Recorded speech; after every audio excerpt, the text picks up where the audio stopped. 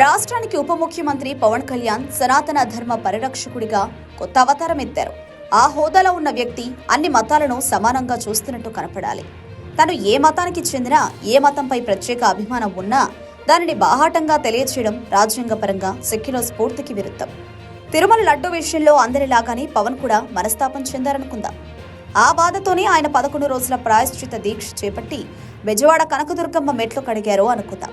గతంలో దుర్గమ్మ దేవాలయంలో క్షుద్ర పూజలు జరిగాయనే వివాదంపై కూడా విచారించవలసిందిగా డిమాండ్ చేయవచ్చు కదా. గత 10 ఏళ్లుగా అటు తెదేపా ప్రభుత్వంలోనూ, ఆ తర్వాత వైకాపా ప్రభుత్వంలోనూ అమ్మవారి గుడిలో ఎన్నేసి అవినీతులు, అక్రమాలు జరిగాయో విచారణ జరిపించవచ్చు కదా.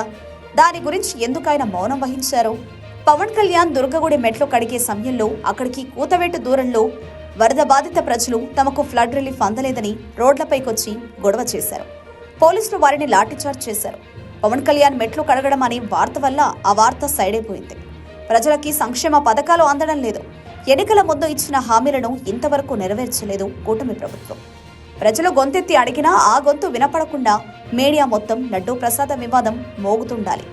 సనాతన ధర్మ పరిరక్షణ పేరుతో ఒక బోర్డుని ఏర్పరచమని పవన్ కళ్యాణ్ తనకి అందుబాటులో ఉన్న మోదీని కానీ, చంద్రబాబును కానీ అడగగలరా?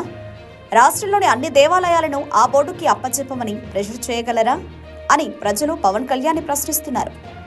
ఉప ముఖ్యమంత్రిగా, ప్రధానికి ఆప్తుడిగా, ముఖ్యమంత్రికి సహచరుడిగా పవన్ కళ్యాణ్ ఈ ఒక్క పని చేయగలిగితే ఆయన దీక్షకి ఒక అర్థం, పరమార్థమని, లేకపోతే 11 రోజులు సినిమాలోలా ఓ గెటప్ వేసి తీసేసినట్టే అని ప్రజలంటున్నారు.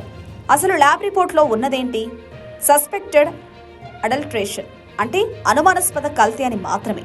ఆ లిస్టులో cotton seed oil, soybean oil, Dalda నుంచి జంతు కొవ్వుల దాకా పెద్ద లిస్ట్ ఉంది.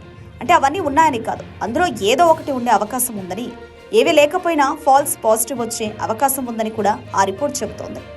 టెస్టుకి పంపించిన నెయ్యిని పక్కన పెట్టేశామని, ఆ నెయ్యి లడ్డూలకు ఉపయోగించలేదని టీటీడీ ఈవో శ్యామలరావు చెప్పినా సరే కూటమి ప్రభుత్వం ఎందుకు ఇంత అబద్ధపు ఆరోపణలు చేస్తుంది?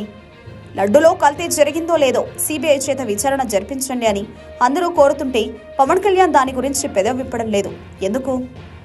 కార్తీ చేత చేయని తప్పుకి క్షమాపణ చెప్పించుకోవడం వెనుక ఉన్న కారణమేంటి? ఈ అంశంపైన ప్రజలే కాదు, సాక్షాత్తు పవన్ ఫ్యాన్స్ కూడా ఆయన తప్పు చేసినట్లు భావిస్తుండడం గమనార్హం.